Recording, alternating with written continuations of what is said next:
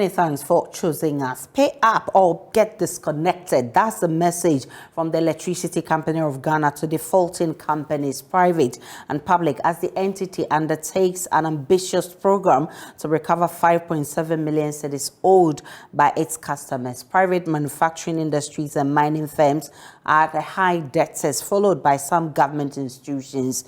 Indeed, the Energy Ministry, which has supervisory role over the ECG, had power supply disconnected last Friday over unpaid bills. Managing Director of the company, Samuel Dubik Mahama, says the Energy Ministry has entered into a deal to resolve their indebtedness.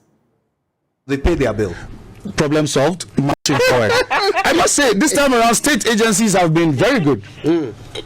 State agencies have been very, very good, with the exception of a few, and those we will get to that bridge because they'll be seen as. But most have been on top of their game. So 5.6 billion. That's what is owed. 5.7 billion. Hey, 5.7 billion. What's the plan? How are you going to get it? Look, first of all, who owes this money? A chunk of it is in industries. A chunk of it is industry, Ghanaian industries. Private. When we talk about state SOEs, those are the ones I'm saying have been doing very well this time around. I'm talking about private. A chunk of it is in private, and then the other side is in residential. But the whole thing is this. Let me take you a few steps back. It's had a few issues. Solving those issues as quickly as possible have been a challenge due to financial constraints.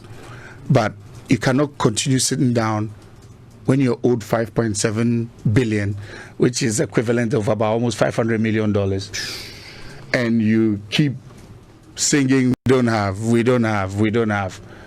When are you waiting to have if you don't get up and go out there to go and collect it? Why did you wait for it to get to 5.7? We didn't intend to wait for it to get to 5.7. As I said, there were a few challenges in the system.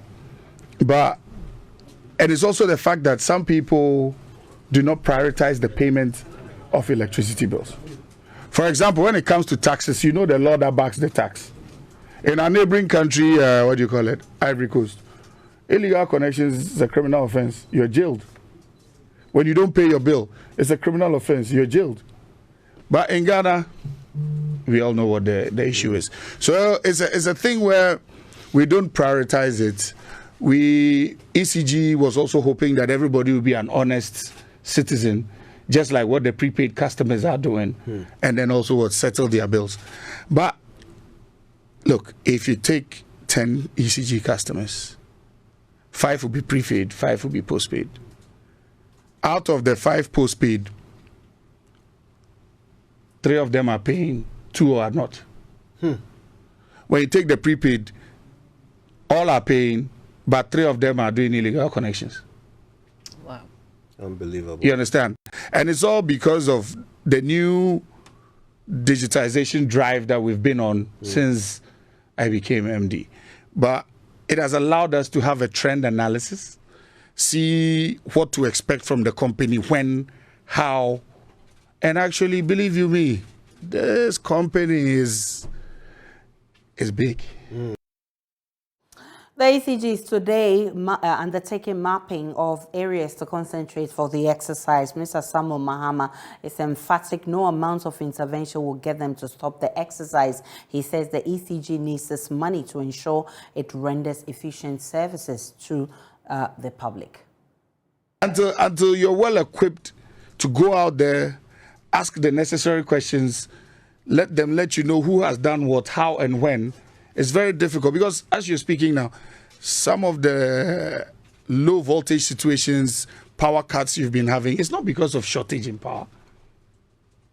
Yes, as a system, Gridco may have a challenge, ECG may have a challenge, but we do have what we call planned outages.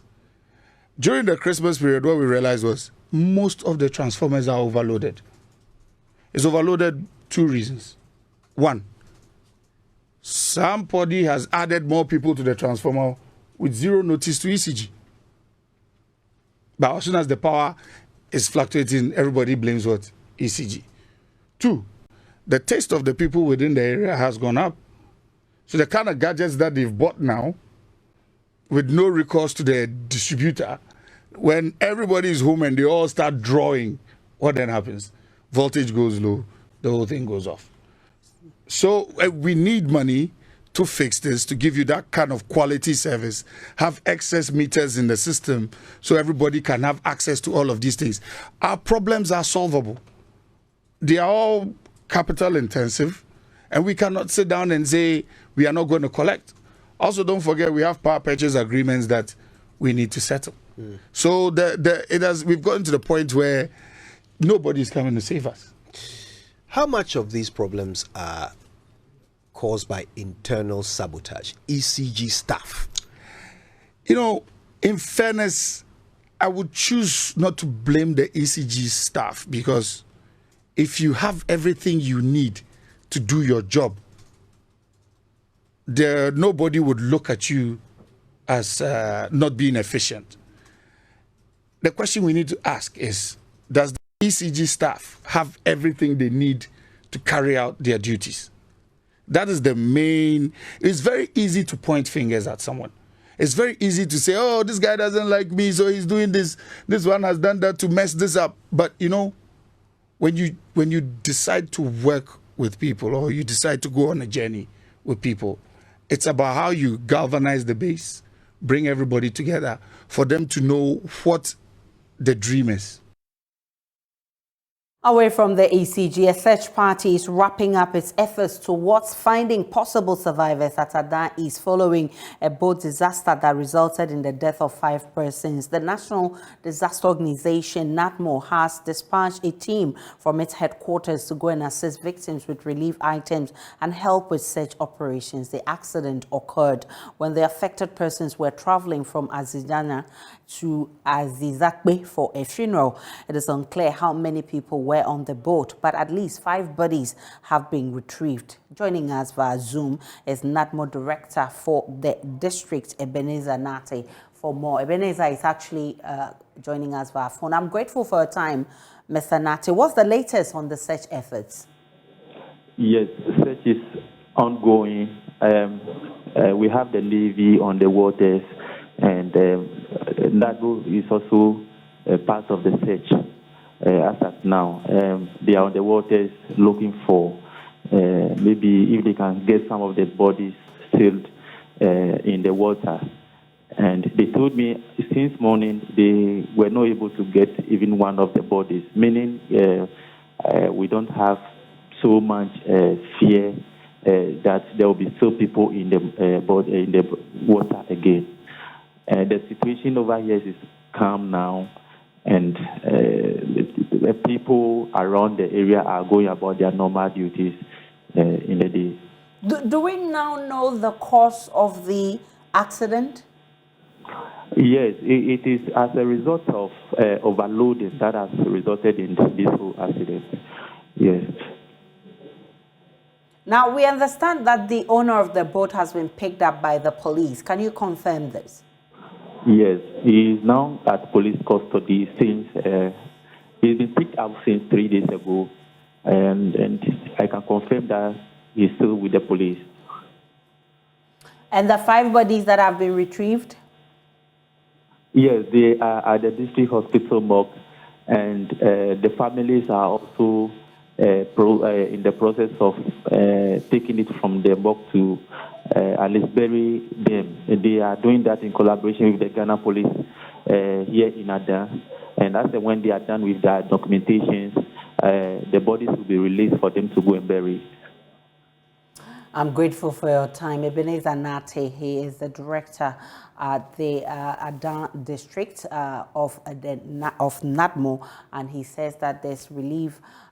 There's a search team on the ground searching for the rest of the bodies. So far, 5 bodies have been retrieved, and he says it's been dumped at the district morgue. Away from Adan, let's get to Parliament, where a member of the Mines and Energy Committee, a member of Parliament for Doma East, Paul Chumberima, says the NDC must stop politicizing the gold for oil deal and praise government for its benefits. Over the period, there's been the skyrocketing of fuel prices, and government functionaries are attributing it to the gold for oil deal for the decline. The NDC, however, insists the policy is not the reason why fuel prices are dropping. But speaking to journalists in Parliament, the Doma East legislator asked the NDC not to politicize the issue. First place, I mean, let's establish this attitude of using politics for everything. Why is that when the prices are going up, it's government? Whenever there's a hike in price, government is the cause of this hike. But when people see reduction, that is not government. I think it is about time we move away from this politics and let's help build our country. There is a policy that is helping solve our challenges in our fuel area as well as our forest sector. Let's applaud the government. Let's give it to the government and encourage the government to do more. You don't try in a way to take the shine, knowing whether it can't happen. We were in this country some few months ago. We were buying fuel at a 20 something cedis per liter. Then the same people said, no, government. It's the cost of government. It's the cost of the forest. Everything is government. Then government came back and said, okay, yes, I take up this challenge. I'll work at it. Then the government did it best, came up with this policy. Good for oil policy has two, if I may say, two lines or two areas that they are targeting. One is solving the price of fuel, and two, also solving these fluctuations in terms of our forests or our in terms of our forest exchange, which is increased. It goes just the fluctuations that comes in. I will not say everything should be attributed to good for oil policy, but it is a factor. It's a major factor for this, because the part in terms of stabilizing the dollar is one area that is causing us to sustain this fuel pricing. There have been calls for commercial transport operators to reduce the prices of transport fares. Paul Chumberima says the Ministry of Transport must dialogue with GPRTU on this matter. So, with the prices of transportation prices being stable, indeed, we need to appeal to the Transport Minister to sit with the appropriate associations or groups to be able to look at this. But don't forget that some of them will say that as at the time your reduction was coming, they bought certain things that they bought at a higher price. So it's like, I want to sell this my mobile phone. I bought it about 4,000. Then in about 2 weeks they reduced it to 2,000 cedis. You're not expected to reduce it to 2,000, because then I've lost about 250% or 100% of my own money. So clearly, we need to manage certain group of people, and I think the Transport Minister must come in this area. That's the only way that, because yes, at the time petrol was high, some people may have had an accident. They have to fix their car. They fix at a high cost. Some people may also have to change a lot. I mean, some people may have lost even their jobs. So coming back, you need to balance it well, and it must be a 50-50 thing. So I think the way the Minister of Transport sat down with them when the prices were high and came into some consensus, we will appeal to the Transport Minister to also sit with them to come up to a consensus that, okay, obviously, let's share the cost here. I mean, the people are also, when it mattered, they came in.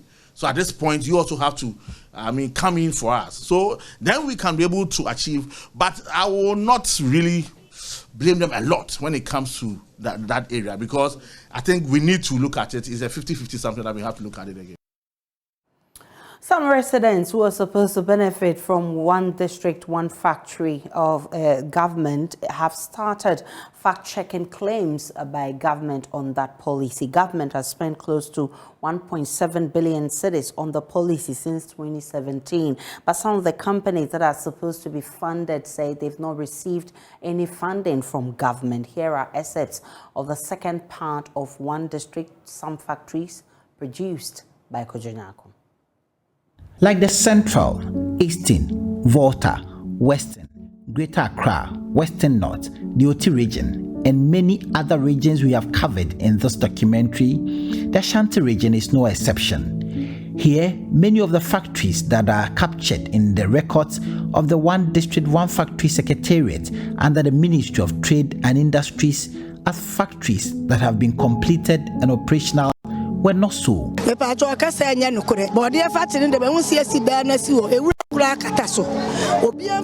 they say there's a plantain factory that's operating here, it's a lie. Fact-checking has been recognized as one of the potent tools for journalists, but residents, who are mostly farmers here, decided to fact-check the claims of their MP and government.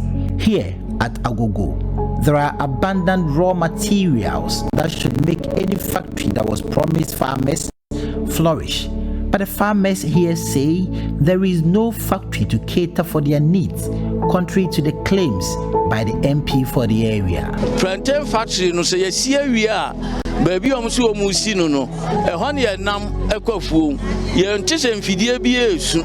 They have indeed said that there is a plantain factory that's operating here. It's not true, because that's the same route we take when we are going to farm. And we've seen no vehicle load processed plantain for export. I have not seen any factory like that operating in this area. In the Eastern region, government has indicated that 43 factories have signed up to the One District, One Factory policy and have received support already.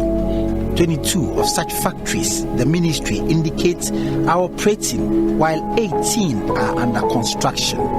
For 3 of the factories, there is a tag on them as pipeline factories. But it's become a tale full of reasons why many of the factories are not operating and their impact not felt in the Ghanaian economy as opposed to what government has envisaged. One District Factory is a concept.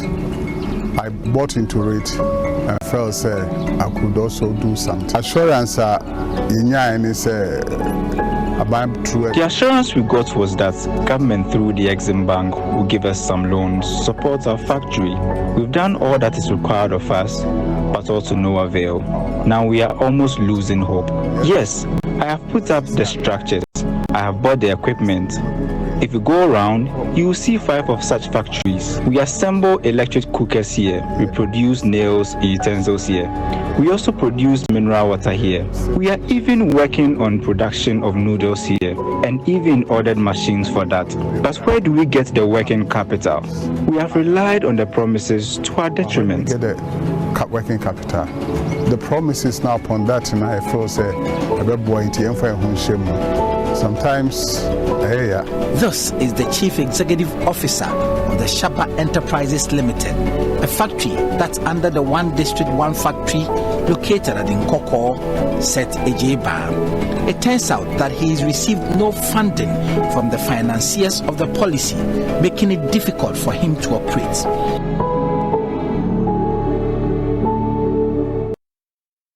The Kumasi-Accra Road has been blocked as emergency service providers respond to remove a gas tanker that was involved in an accident at Dompompo in the Jobin municipality of the Ashanti region. It has taken them 9 days after the accident to respond after residents were forced to evacuate. It comes 2 days after JoyNews reported on the plight of residents on the disaster in waiting. Ohime Interior has been monitoring this for us. He joins us with more. Ohime, what is the situation as we speak?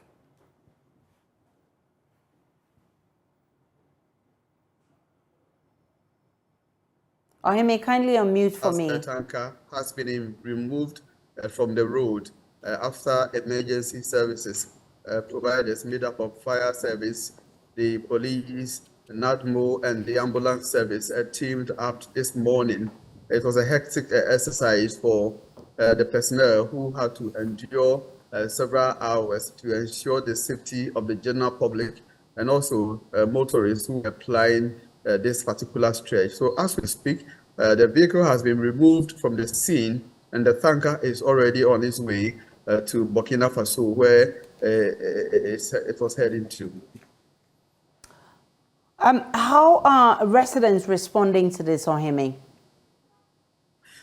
Yes, I would say the removal of the tanker from the scene was met by thunderous applause from residents, some of whom told me that for the very first time in 9 days, they will sleep. And they commended the multimedia group, especially JoyNews, for highlighting their plight. They say, had it not been the intervention of JoyNews throughout these days, in the last 8 days, before our arrival, nothing was being done. But immediately we heard their plight. Even it took some top government officials to question whether they were aware the tanker contained liquefied petroleum gas. And when they responded in affirmative, that is when authorities became so concerned that after the report on radio and TV, they have to respond to their plight. So for residents of Diapompo, they say they owe their current relief to the support that they got from JoyNews TV. So they are very grateful. And some also commended the personnel of fire service for doing everything possible because this was very dangerous. Even the fire service commander for Kodongo described the exercise as a dangerous one, taking into consideration the fact that several fire covers have to be provided for personnel who work at the scene and also the general public as well. So in all, it's been a very fruitful exercise, Aisha. Update, he's been monitoring the Accra-Kumasi road that has been blocked for the past 9 days. He says the road has now been cleared for passengers to use. In the Bono region, the rector of Techiman campus of the Valley View University, Professor Emmanuel Amponsa, has bemoaned the current economic crisis and how it is affecting student enrollment in the school, with the school admitting only 371 students for the 2023-2024 academic year. Heath noted the school is instituting new measures to address this issue, but he wants government to intervene and save the country's tertiary education. Enrollment declines and underfunding have hit the higher education system hard, with most universities in the country and across the world seeing sharp downtrend in enrollment. The Valley View University is not an exception, with the Techiman campus admitting only 371 freshers in total for the 2023-2024 academic year, a figure described as worrying by the school authority. Professor Emmanuel Amponsa is the rector of the school. Dr. Chair, obviously the downward trend in enrollment continues. However, I am very optimistic that the story will soon be different, considering the actions we are taking now, whose fruits we are sure to reap in the short to medium term. The school is, however, instituting new structures capable of dealing with the situation, as measures are being taken to add on to existing facilities on campus to make life comfortable for students. Besides our regular outreach programs, we are doing all we can here at the Techiman campus to 1, improve our ambience, 2, renovate our facilities to make our students and staff much more delighted, 3, add on to existing facilities from our meager resources, 4, have the best relationships with our students and other stakeholders, 5, make our campus loving and lovable, and 6, acquire new high standard furniture and other resources for our course. Vice Chancellor of the university, Professor William Kofi Kumsen, on his part, admonished the matriculants to accept the new challenge by working towards journeying through the rough academic route. As you journey on this academic road, take notice of every twists and turns, everything you see on the way, the road markers, the fallen trees, the death trappings, and the beautiful mountain views. For in 4 years from now, according to Mark Twain, you will be more disappointed by the things you didn't do than by the ones you did do. So therefore, be careful. You are here to learn new things, new opportunities, and new careers that will enhance your global outlook and marketability.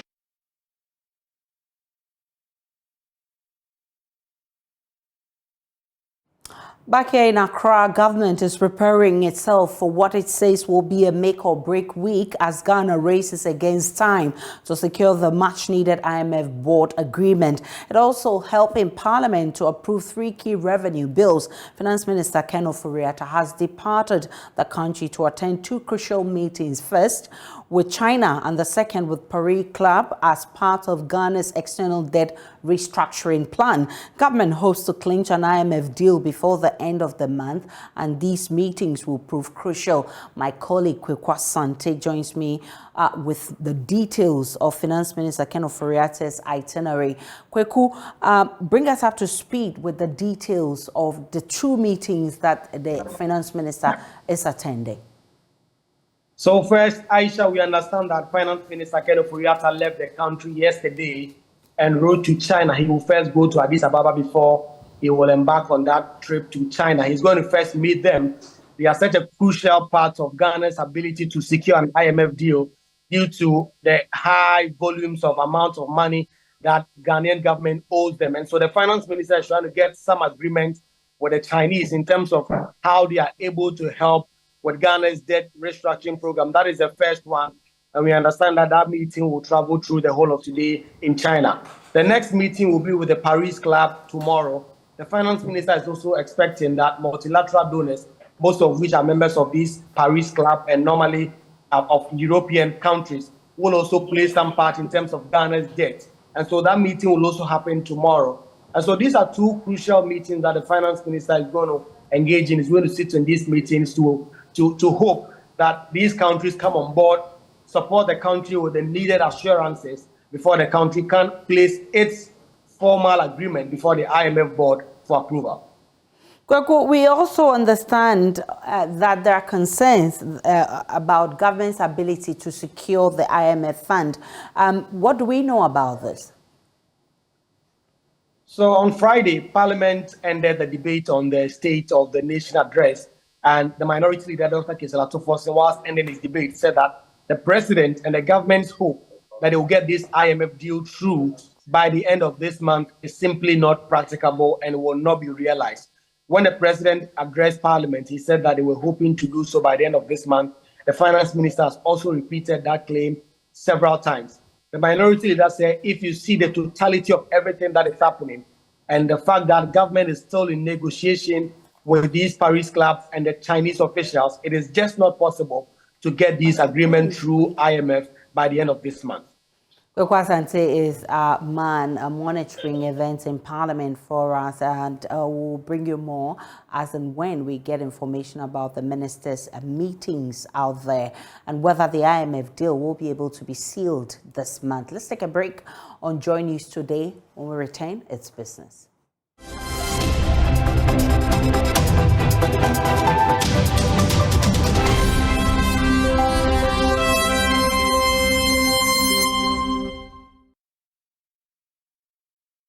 Hello, welcome to Business. My name is Daryl Kwao. 39 oil marketing companies have signed on to government's Good for Oil program. This is information Joy Business is picking up from the National Petroleum Authority. But are these OMCs ready to pass on the benefits to consumers? Here's more in this report. The data showed that as of last Friday, March 17, this is the number of oil marketing companies that have signed up to this program.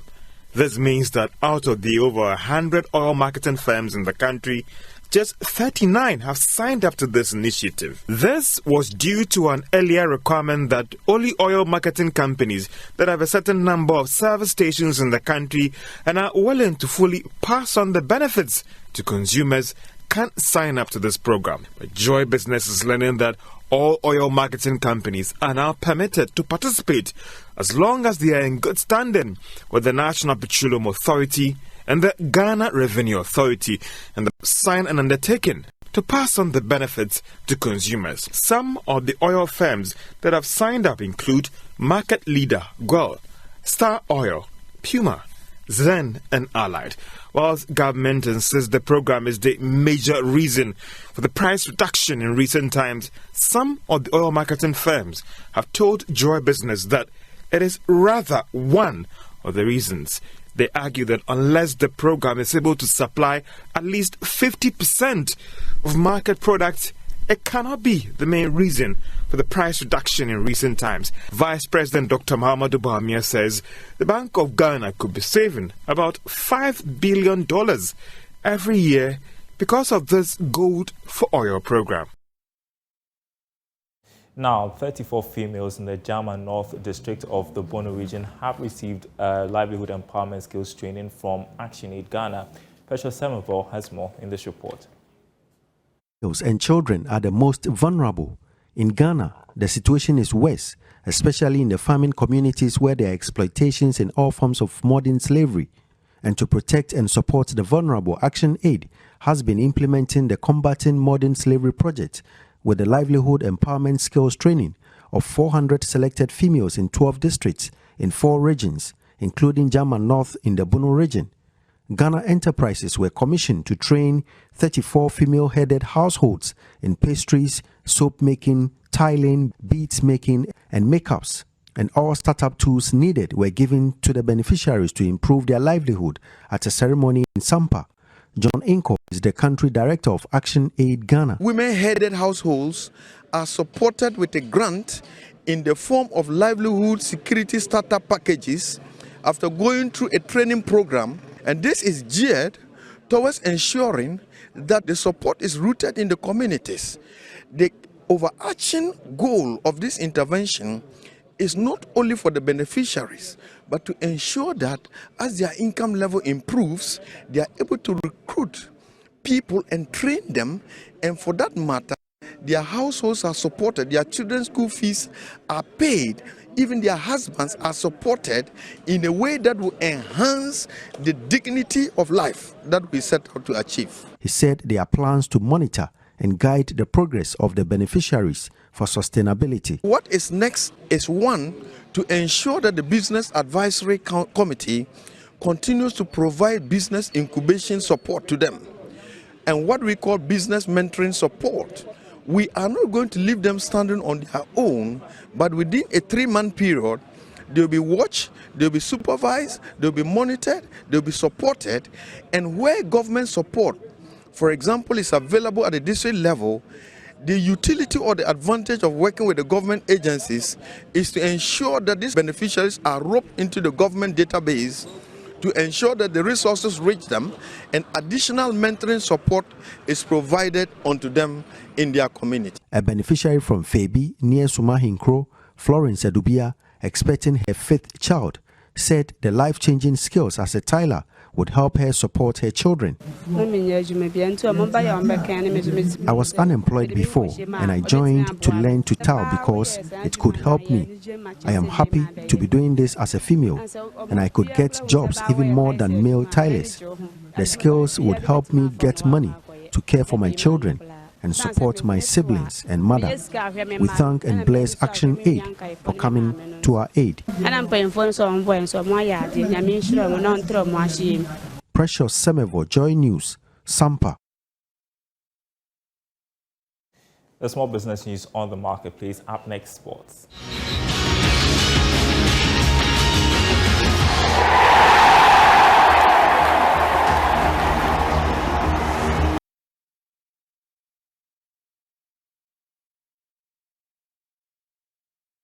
Muftau Nabila here with sports on Joy News today. Black Stars coach Chris Hilton He has signed a contract with the Ghana Football Association until December 31, 2024. The Ghana Football Association earlier today unveiled the former Newcastle manager in Kumasi, and he says that he's committed to ensuring that the Black Stars reclaim its lost glory. Regarding my emotions, of course, I've been involved with the association and involved with the team for almost a year now. Although that is in a different capacity as technical advisor, what that has allowed me to do is to get a good feel for the squad, to build up relationships with those in the association and for those around the association. So I think that's allowed me to get a little bit of what we call a head start. But as regards my emotions, as most of you know, the large majority of my managerial career has been at club level.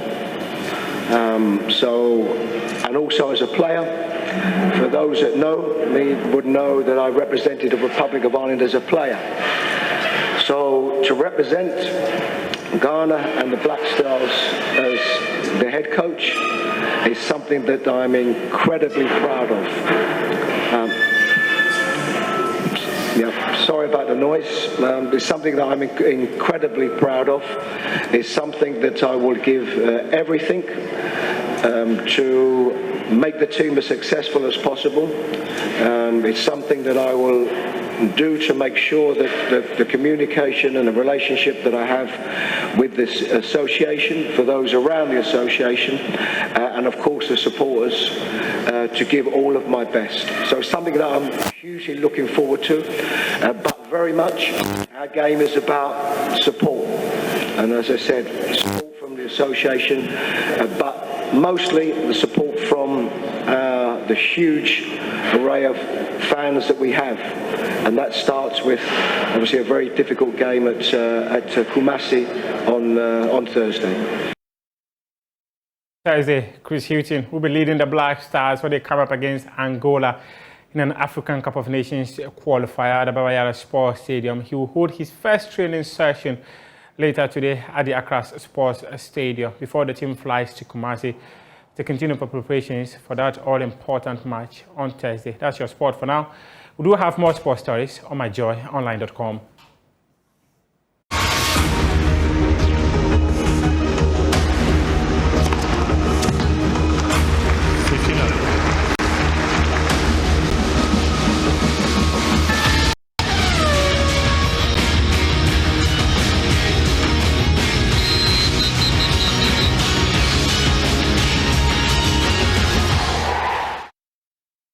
And in our Ghana Month series this afternoon, there's a myth that people from northern region are strong and very resilient, which has largely been attributed to how they are bathed at birth.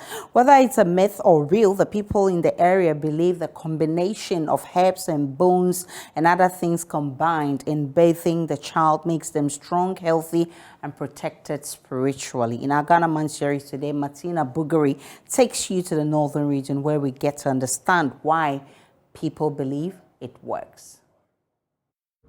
Culture, they say, is unique to each region, tribe, or group of people. These beliefs transcend generations and are held dearly by the people. In Doma, beyond the normal bathing of children with water and soap at birth, they also bath their newborns with herbs, which they believe keeps them strong and healthy. Let's listen to Mr. Alhassan Abubakar. He explains how it is done. The other one is the culture and tradition, yes, where we use herbs. And in this case, there are so many reasons that we do that. One is for spiritual reasons, so that the child grows up to be more spiritual. He gives reasons why they bath the newborns to make them strong. It's believed that, especially for male babies, they want the baby to grow up to be very strong, so that the child can fight well, the child can protect the family, the child will be the head. So for that matter, he needs certain preparation towards life. And certain preparation comes with bathing the herbs. So there's a special herbs they will prepare for the child, especially the male child, so that the child grows up to be very strong, healthy, to protect the family. Does it work? Exactly. Very, very well. Even as highly educated as I am, I still believe that it works very, very well. And we have all done it, all our kids. Mr. Al-Hassan also talks of the health aspects of why they bath these children with herbs. One other reason is for the normal killer diseases. You know, some of these things were identified and tested long time ago. So because of that, when they give birth to a baby, they will use certain herbs together with certain other ingredients to bath the child, so that the child will be prepared against all these killer diseases. That'll be it for the bulletin this afternoon. Up next is